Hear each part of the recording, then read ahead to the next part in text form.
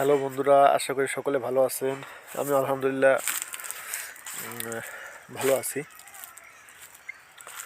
তো লাইভে আসলাম। তো আজকে আমি আসছি আমাদের ছোট্ট একটা ভিটে আছে। তো ভিটায় কয়েক ধরনের গাছ আছে, আসলে সেগুলো দেখানোর জন্যই আসছি।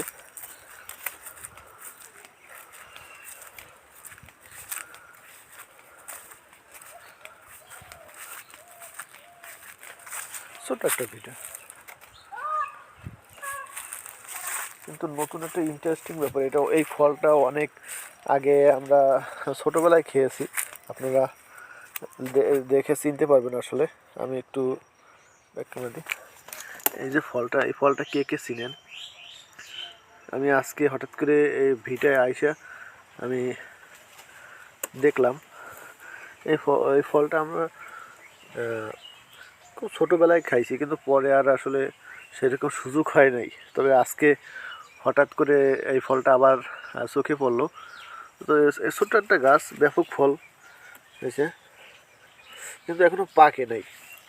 এই ফলগুলো খুবই মিষ্টি খেতে। এটা আমরা ফটকা নামে জানি, কিন্তু অন্যান্য এলাকায় কি বলে আসলে আমি জানি না। এগুলা পাকলে ভিতরে লাল একটা ফলের মতো হয়। তো এটা এখনো পাকে নাই, এটা ভিতরে সবুজ, এটা পাকে নাই। এবং ফলগুলোর সাইজও কিন্তু খুবই বড়। দেখেন, এটা অনেক ছোটোবেলায় আমি খাইছি। আর একটা মজার ব্যাপার হলো, এখন তো শীতের সিজন, তো সবাই খেজুর গাছ কাটতেছে। তো আসলে এই যে খেজুর গাছটা, এটা আসলে আমাদের দেশি খেজুর গাছ না, এটা একটা খুরমা খেজুর গাছ ছিল। তো এই খুরমা খেজুর গাছটা আসলে মুচি আসে, প্রতি বছরই মুচি আসে, কিন্তু এর ফল হয় না। তো এবার চিন্তা করলাম আসলে খেজুর গাছটা যথেষ্ট বড় হয়েছে। তো দেখলাম যে এটা থেকে ফল রস আসে কিনা। ফল যেহেতু হয় না, তো সেই ক্ষেত্রেই এর গাছটা কাটা। এই একটা গাছ, এই একটা গাছ আরও আছে, ওইটা ছোট, এই কারণে ওটা কাটা হয় নাই। তো এই গাছটাও কিন্তু অনেক বড়। তো দেখি এবছর আল্লাহ রহমতে কেমন রস আশা করা যায় এই খুরমা খেজুর গাছ থেকে। আসলে খুরমা খেজুর গাছটা তেমন একটা কাটা হয় না যতটুকু জানি। এখন আমার জানা ধারণা ভুলও থাকতে পারে। তো এটাও তো একটা খেজুর গাছ, আসলে সেটা তো রস আশা করা যায়, কিন্তু কতটুকু আশা করা যায় সেটা এখনও বলতে পারবো না, যেহেতু এখানে হাড়ি এখনও বসানো হয় নাই। এইটা গাছটা একটু শুকানোর ব্যাপার আছে সম্ভবত। এই গাছটা শুকালে এটা থেকে রস আর কি হবে। 2-4-5 দিনের ভিতরে হয়তো বা ঠিলা দেবে।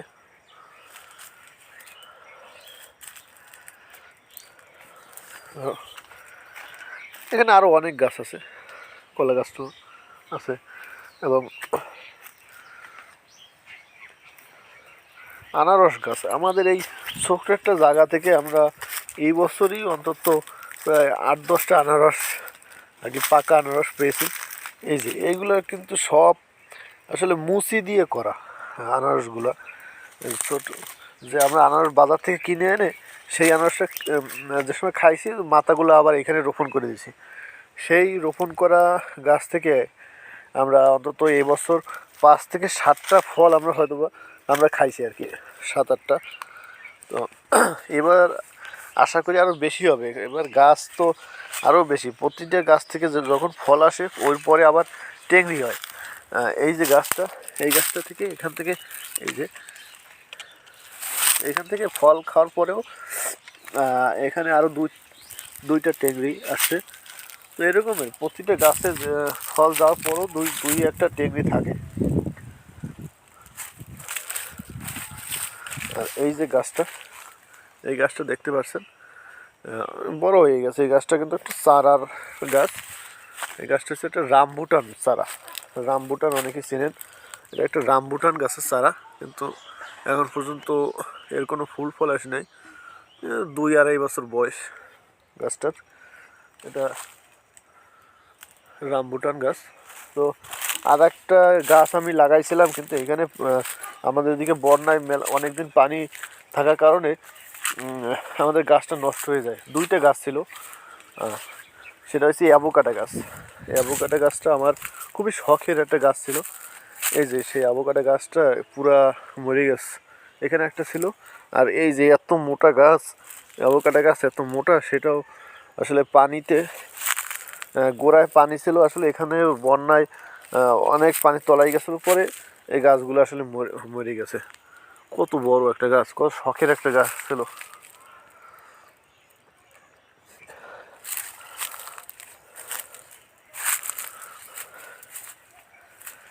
একটা কদু।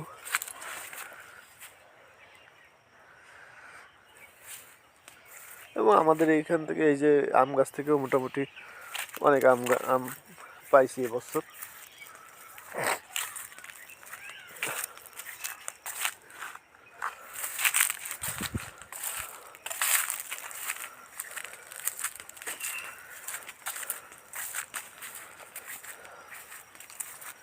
বেগুন আসছে, প্রতিটা গাছে বেগুন ফুল এখন পর্যন্ত। ওখানে বেগুন আসছে।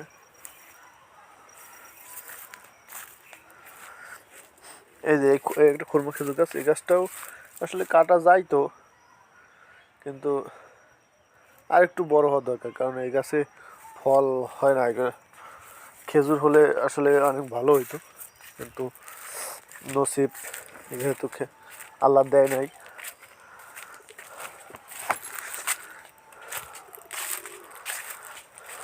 একটা আনারস গাছ।